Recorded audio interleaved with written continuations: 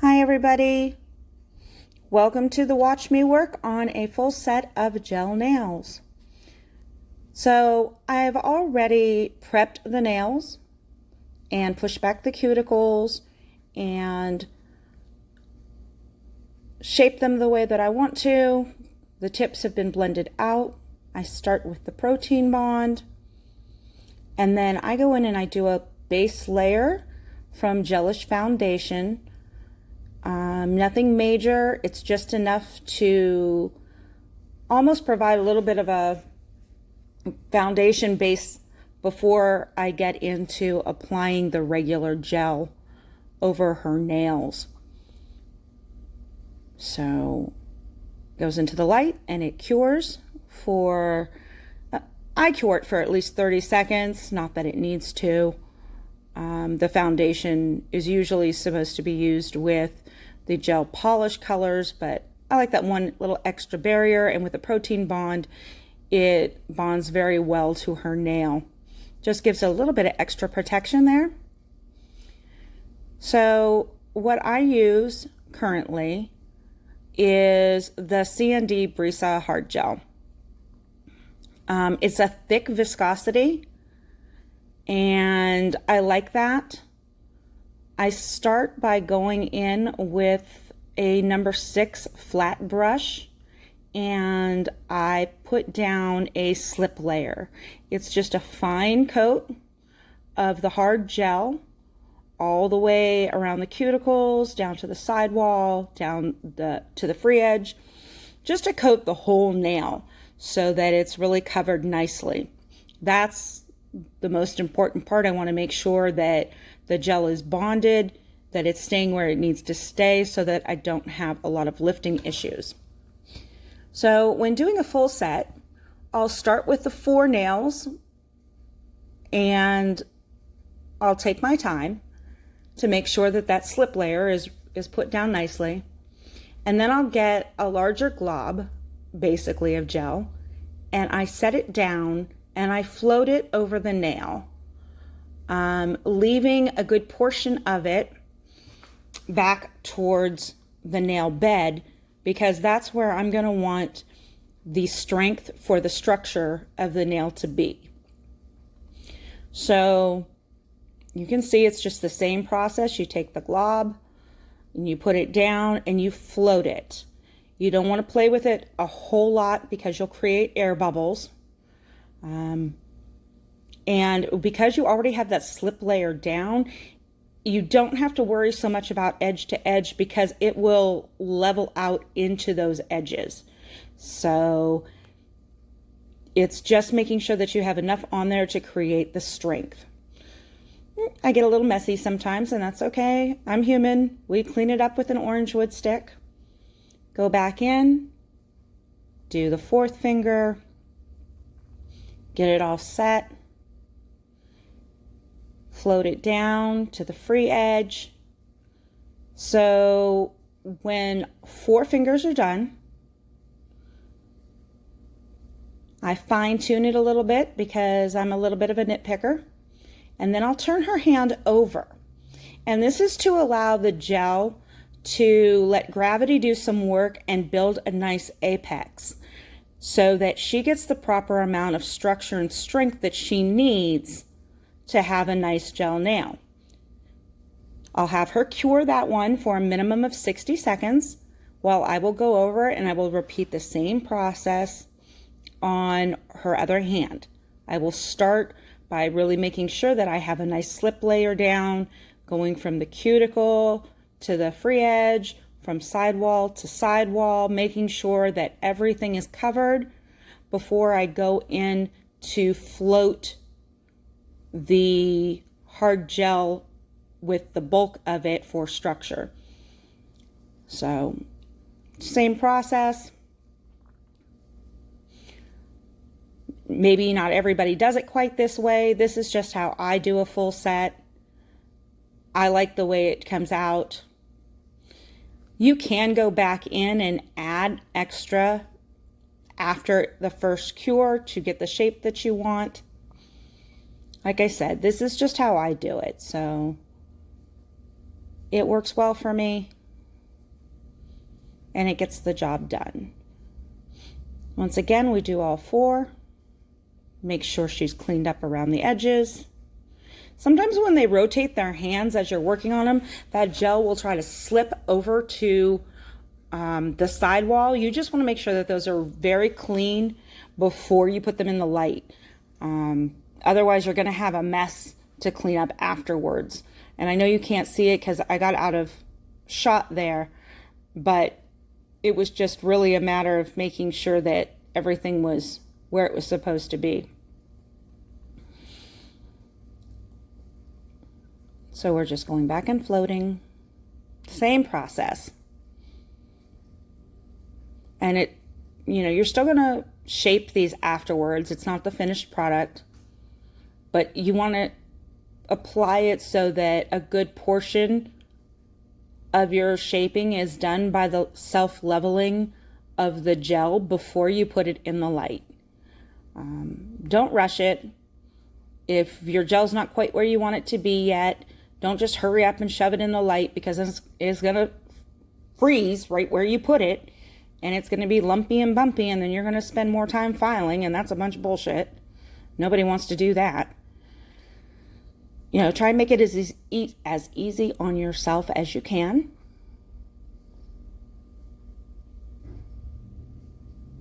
Float all the way down to the free edge. Make sure the free edges are capped. Clean up my mess and flip it over. Let gravity do its work. Build that apex. Put it where it's supposed to be. There was a hair on the camera. I wasn't sure if it was going to show up on the video or not, so I had to make sure that I got that off of there. Okay, and then she's going to go ahead and put that one in the light. And I'm going to go back and get her thumb on the opposite hand. You want to make sure that you do the thumb separate. Because, like I said, see how I'm holding her hand right now? If I were to have done the other 4 fingers and then gone right to the thumb, all the gel on those other 4 fingers would have slid down towards the table. And that would have made all the gel run towards the sidewalls on that side of her hand. So you don't want to do that. It's always best to do the thumb separate. I know it might take a couple extra minutes, but it's worth it, because you're actually saving those minutes when you don't have to go back and file the shit out of them because you put it on wrong.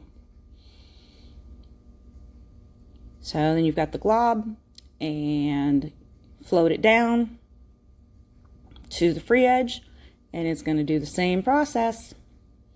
Going to clean up your edges. You're going to cap the free edge.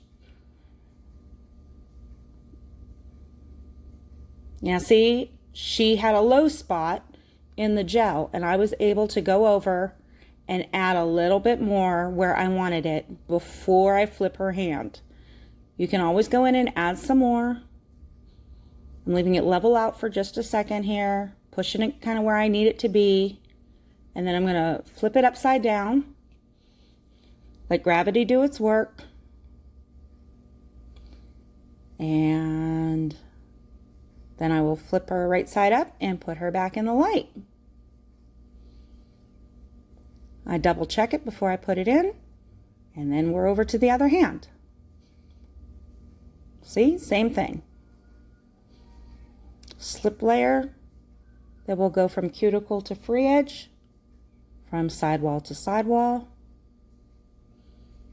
Just make sure that it's a nice even coat covering everything. Put the glob. Swing it down. It's almost like you're drawing a smile all the way down until you get to the edge. And then I feather it out at the end. Okay. And flip.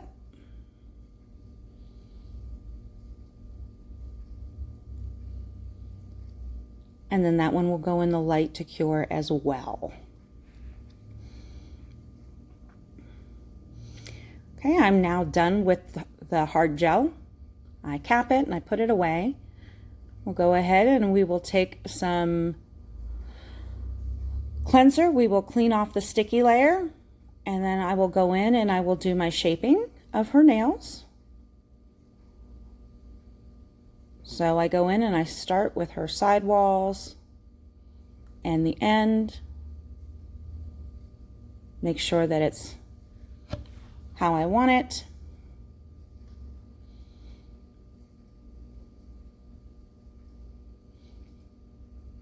And then I will go in with an E-file to make sure everything's shaped nicely. I have a zebra band on there. Gel is softer than acrylic. It doesn't need a very heavy grit sanding band to complete the work. So I want to pay special attention around the cuticle and sidewall areas just to make sure that everything is nice and flush. And since most of my shaping was done during the application process, I don't have a ton of shaping to do across the body of the nail. Really, my focus is on her cuticle area and her sidewalls. That's where I strive to make sure that it's nice and flush so that we don't get lifting.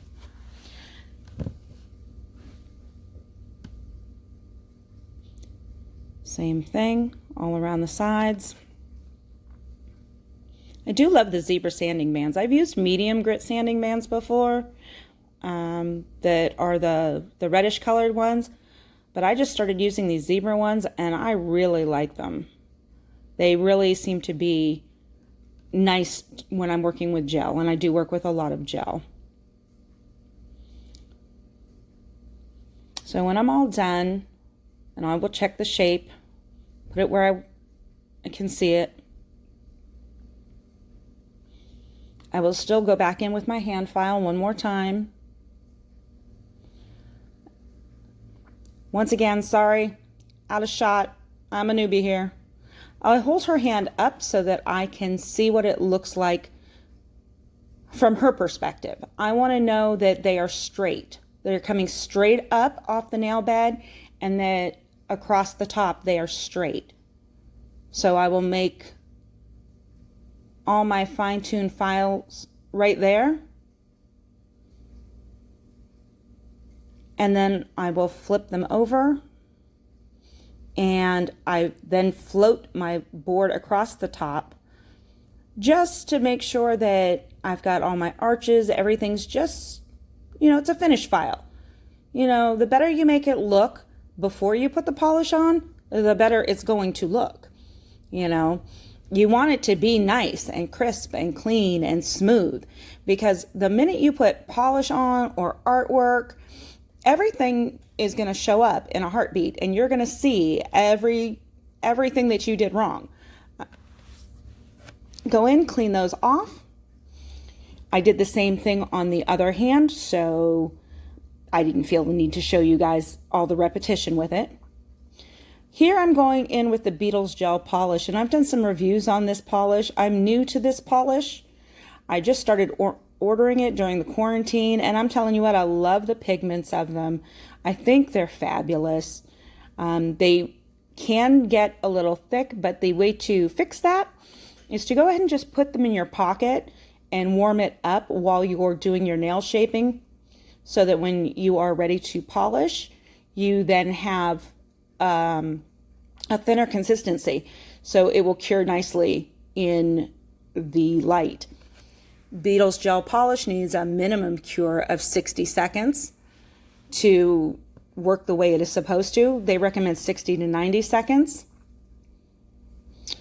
Make sure you cap your free edges when you're doing your polish work. Everything's about being nice and crisp and clean. You want to have nice clean cuticles and clean sidewalls. And I decided on this finger here I was going to do an ombre, so I've got my ombre brush out, and I'm just going to blend those two colors to get the effect that I want. It's going to go in the light. We'll repeat the same process on the other hand. I'm using the couple different colors of the purple from the Beetles.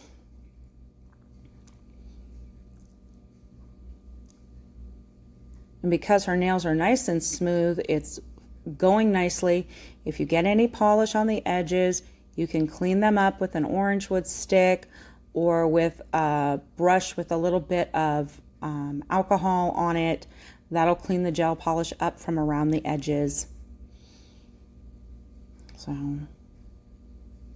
I must have had a little piece of dust on there that I wanted to get off, so I just rubbed it off real quick.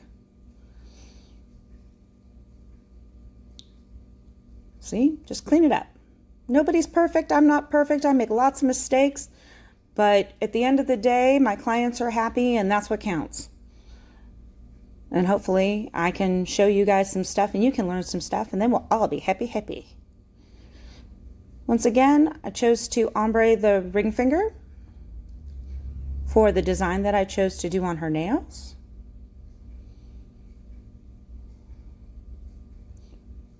Into the light she goes. Second coat, here we go. Same process.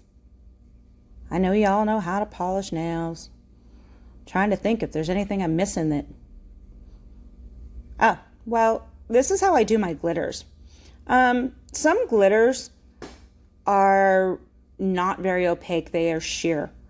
I always put a complementary color underneath the glitter, and then my second coat is the glitter. It just works better that way, especially if the glitter is almost a different color than the base color. It will flow with the other nails. It kind of just, it brings it and pulls it all together very nicely. And when you've got too much glitter, too thick, it's not attractive on the nail, and it sometimes can have difficulty curing. So that's how I do my glitter polish nails. I put a coat of complementary color underneath and then the glitter color on top. I'm not fighting with it for 6 years to get it off either. So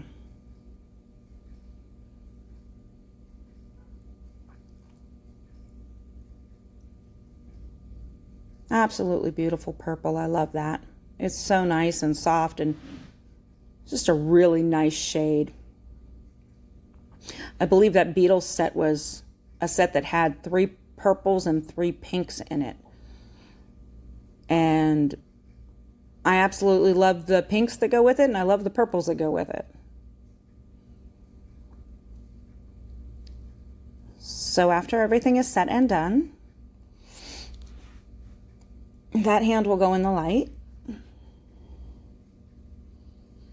I'm just messing with that ombre, making sure it's looking the way I want it to look. I wipe off my brush in between and feather it out. Clean up her skin a little bit if I've brushed the gel polish over onto the skin. And then I'm going to go ahead and I'm going to use a matte top coat on top of the ombre nail only. The rest will get the Beetles No Wipe top coat. That's got an awesome shine to it. If you haven't had a chance to try it, I highly recommend at least giving it a whirl. The Beetles brand is extremely reasonably priced, and I'm loving it right now. I've said before, I don't really care price point, if something's expensive or if it's higher end or if it's lower. I want it to work well. And if I can get a nice look at a lower price, I'm happy. But I will throw out something that's expensive that looks like trash, and I will throw out something that's cheap that looks like trash. So, but with Beetles, I haven't had any issues with that. So for this particular design, it's real simple. I'm going to take the my white spider gel that I have from Wildflowers Nails.